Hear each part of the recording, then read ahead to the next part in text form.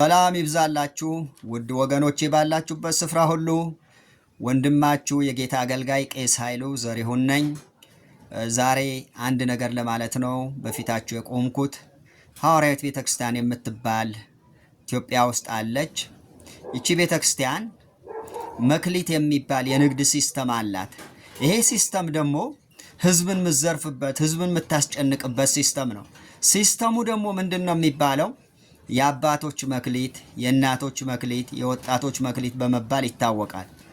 እነዚህ ሶስት አደረጃጀቶች በከፍተኛ ደረጃ ገንዘብ የሚዘርፉበት መንገድ ነው። ከነዚህ ከሶስቱ አንዱን ልበል። የአባቶች መክሊት የሚባለው ወላጅ አልባ ልጆች ማሳደጊያ፣ ባልቴቶች መርጃ ተብሎ ነው ለ50 ለ60 ዓመት ሲሰበሰበ የነበረው።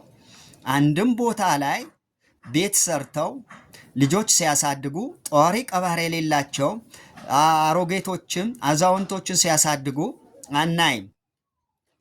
እና ይሄው ጉዳይ የሚመለከተው አካል ሁሉ ሊያየው ጥቆማ ሰጣለሁ። ውድ ወገኖቼ በተለይ አሁን ኮንፈረንስ እየተባለ በየቦታ ዝግጅት ላይ ናቸው። ኮንፈረንሱ ዓላማው ምንድነው ብትሉኝ ገንዘብ መሰብሰብ ነው። አንድ ሰው ልጁን ሲድር ቀደም ብሎ ዝግጅት ያደርጋል። ጤፍ ይገዛል፣ በርበሬ ያስፈጫል፣ መገዛት ያለባቸው ነገሮች ሁሉ ይገዛና ወዳጅ ዘመድ ጠርቶ ባለው ባህል መሰረት ልጁን ይድራል። በሐዋርያዊት ቤተክርስቲያን እንዲሁ ኮንፈረንስ ለማድረግ ዓመት ሙሉ ዝግጅት ይደረጋል። ዝግጅት የሚደረገው ለምንድን ነው? ለሰው መዳን ምክንያት አይደለም። ለሰዎች አዝነው አይደለም። በየክልል ከተማዎች ደግሞ ይሄንን የሚያስፈጽሙ ወኪሎች አሏቸው። ህዝቡን ለመበዝበዝ ነው፣ ህዝቡን ለመዝረፍ ነው።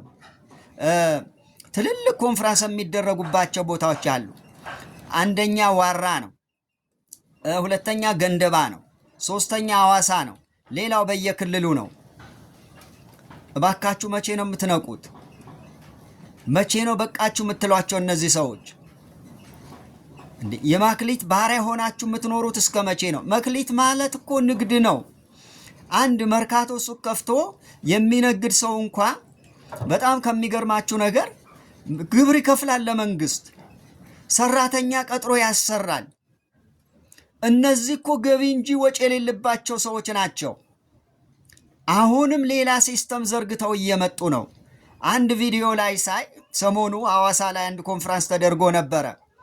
ከቤንሻንጉል ገበሬዎች በሙሉ ሰብስበው አምጥተው ሐዋሳ ላይ ሲያስጨፍሩ አብረው ሲጨፍሩ ነበረ። ሳኦል ሲጨንቀው ዳዊት በገና ይመታለትና ትንሽ ያሳርፈው ነበር። ምናልባት አሁን ውጥረቱም በጣም ስለበዛባቸው ትንሽ ረፍት እናገኛለን ብለው አስበው ሊሆን ይችላል። ውጥረቱ ጭንቀቱ ይቀጥላል። መፍትሄው ልንገራችሁ፣ ድሆችን አታስጨንቁ። ድሆችን ተዋቸው። ለድሆች የሚፋረደው እግዚአብሔር ይፋረዳል። እኛም ዝም አንልም። ተባረኩ። ጌታ ይባርካችሁ።